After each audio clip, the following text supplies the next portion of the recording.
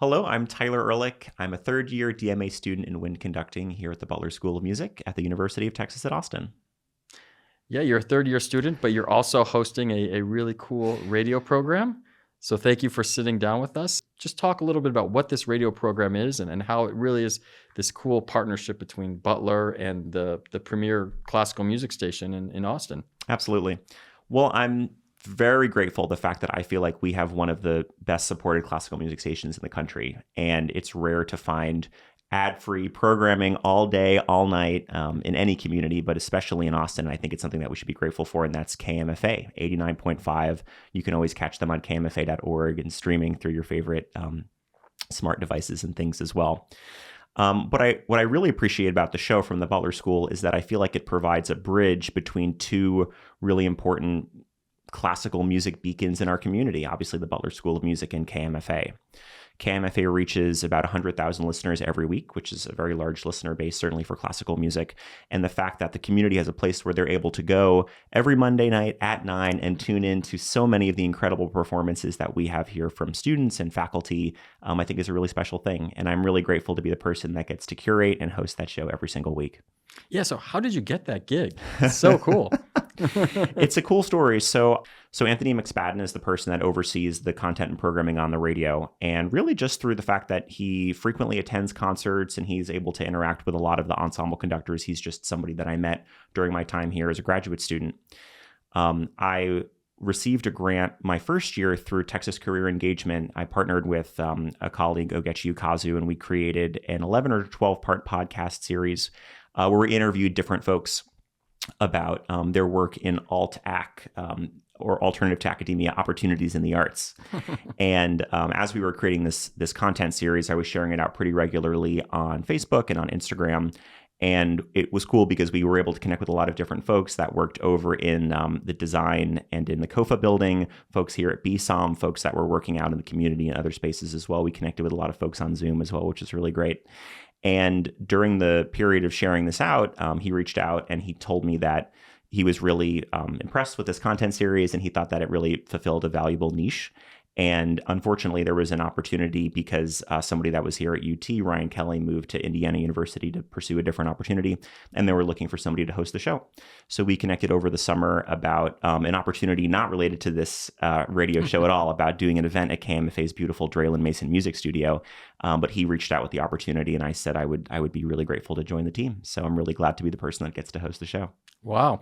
And the music, it's all from Butler. It absolutely is. Not every single performance happens here in the Butler School or in just an auditorium. I definitely am happy to air performances from people affiliated with the Butler School of Music that take place out in the community or that are done at recording studios. But it's really all designed to feature students and faculty here at the Butler School. And what is the majority? Like, where do you get the majority of the recordings? Most of them come from our really incredible recording services team, and they do a wonderful job of recording. I don't know how many hundreds of concerts take place every single year, but we must fill terabytes of storage because of the number of concerts that we do. And every single week I go through and I try to figure out what's going on at the Butler School. I look around to see what's going on posters or on the TVs, then the monitors that are near the elevators. And I just write down in my phone, oh, this would be a great concert to be able to air a few things from. So I just try to curate the shows really intentionally and make sure that there's a diverse set of programs that are featured. But everything's happening here from the Butler School. It's amazing. And a lot of people, it's funny, sometimes I hear students will say in Butler, they'll be like, oh, like radio's old fashioned.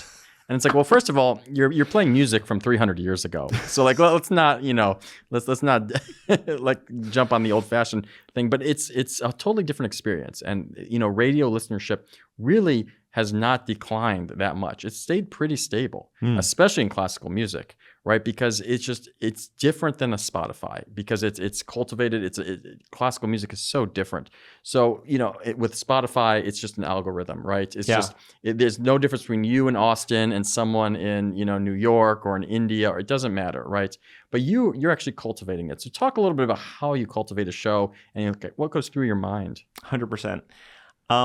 I mean, a lot of things do. I mean, I try to show a really diverse blend of what's happening here at the Butler School. So obviously trying to make sure that all of the major ensembles are featured as much as they possibly can. But then also I'm trying to always be going through and figuring out what recitals have taken place from the applied faculty as well. So I tried to strike a really good blend between student ensembles and then trying to make sure that I'm featuring all of the faculty performances that are taking place too, as well as Miro Quartet, other ensembles, things like that. At the beginning of the summer, I reached out to our graduate students that had recitals that took place, and I tried to make a connection with them and say, I'd love to air your performances on from the Butler School as well. And I'm really grateful that a lot of them reached out and they said, hey, take a look at my recital from this day, and here are 3 or 4 pieces that might work pretty well. But when actually assembling the concerts, I usually go 1 or 2 strategies. So the first one would be I really just take a certain performance, because knowing that the conductor already curated the program in a really intentional way, I'll really just air the concert. I have to make sure it fits into the 59 minutes, but essentially I'll just pull in that. And then between each piece, I'll just provide a little bit of transitionary material to introduce to the listener what's going on with that piece, or why that conductor may have selected that work, etc. So I think that, speaking back to your last point about the difference between this and Spotify, I think it's really special because you're actually going to hear somebody on the air talking about the music more so than if you're just going to pull up a playlist and then you're left to do your own devices to do the research to figure out the backstory on the piece.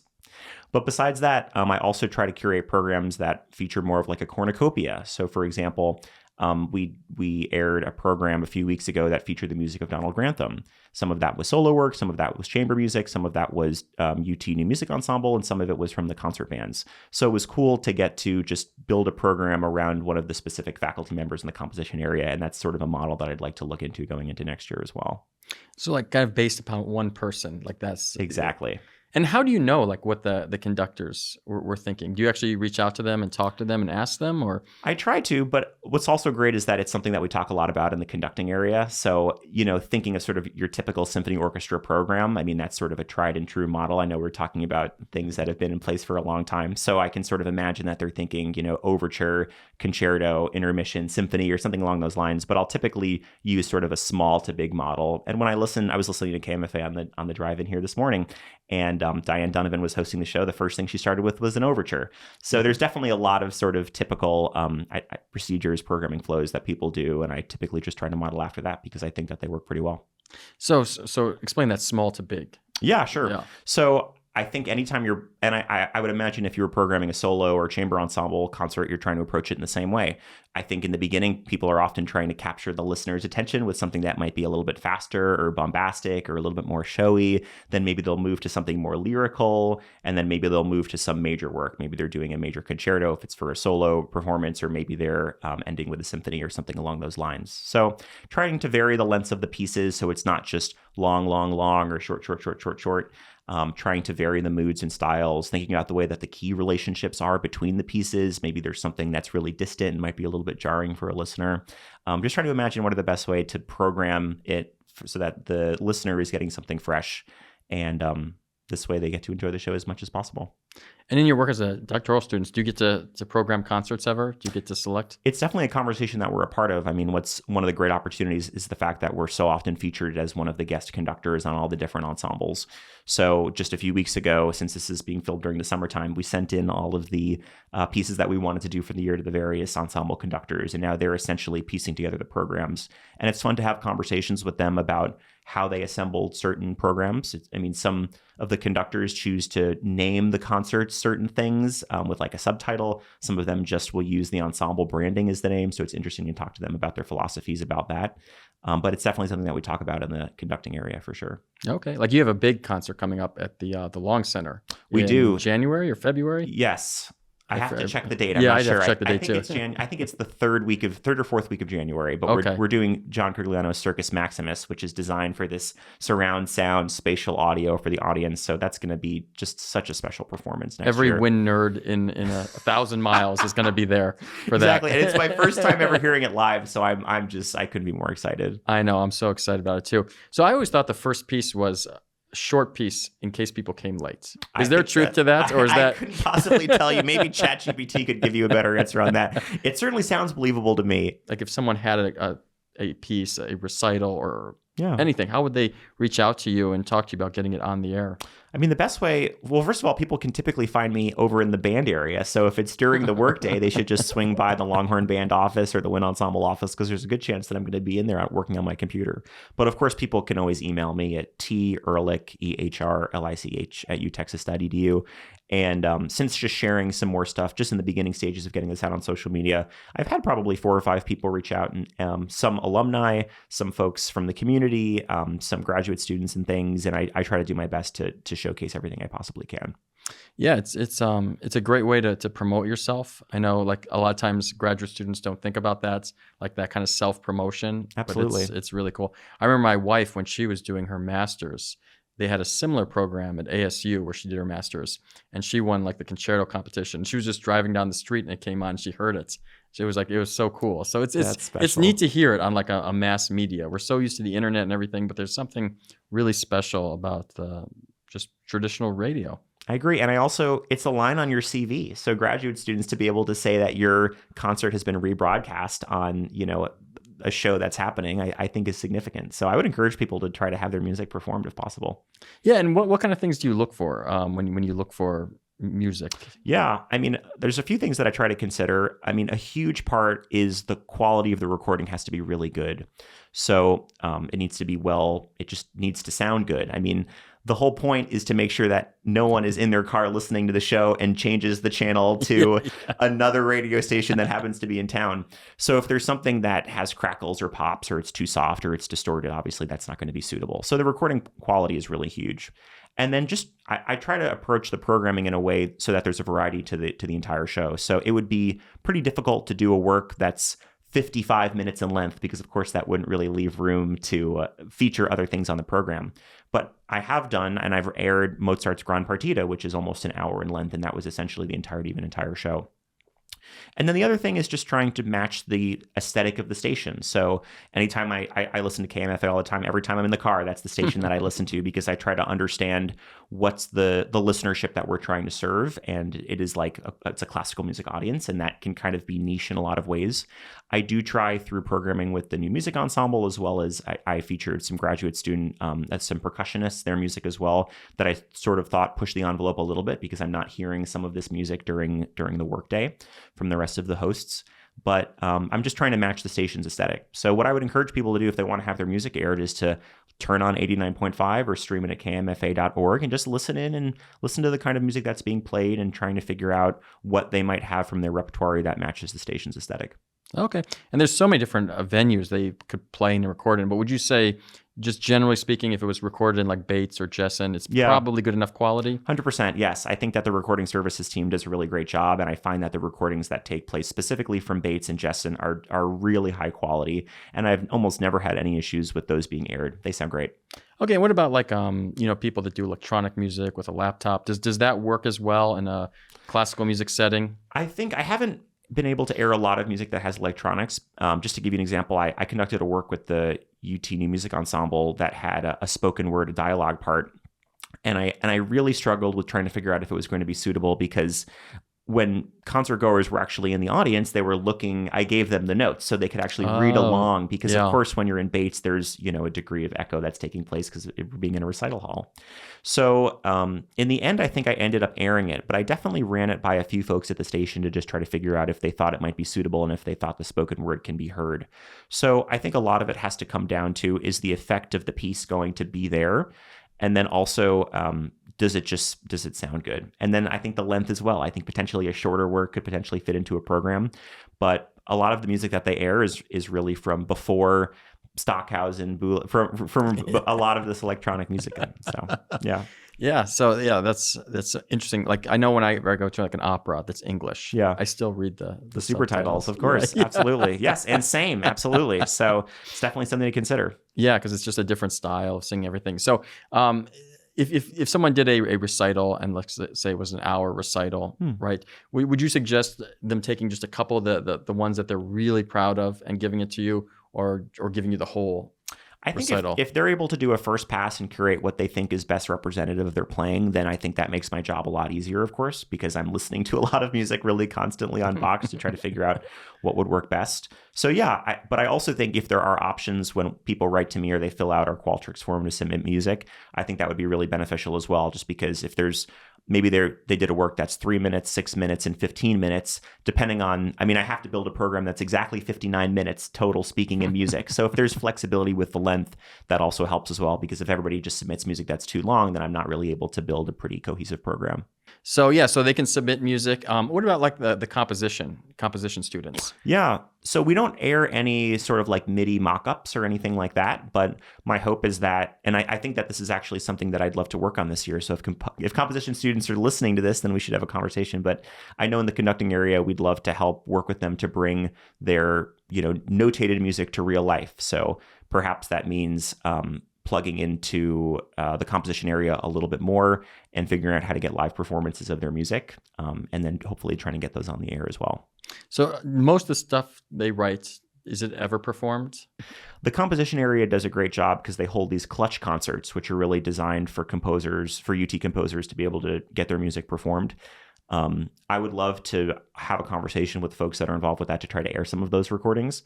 But I also think there's opportunities for folks that are involved with Clutch in the composition area to reach out to the conductors, because I know that we would love to collaborate with them to help bring their music to life. And if they need help finding musicians or personnel to support their projects, I think that we would be happy to do so. So maybe there's an opportunity in there for this upcoming school year. Yeah.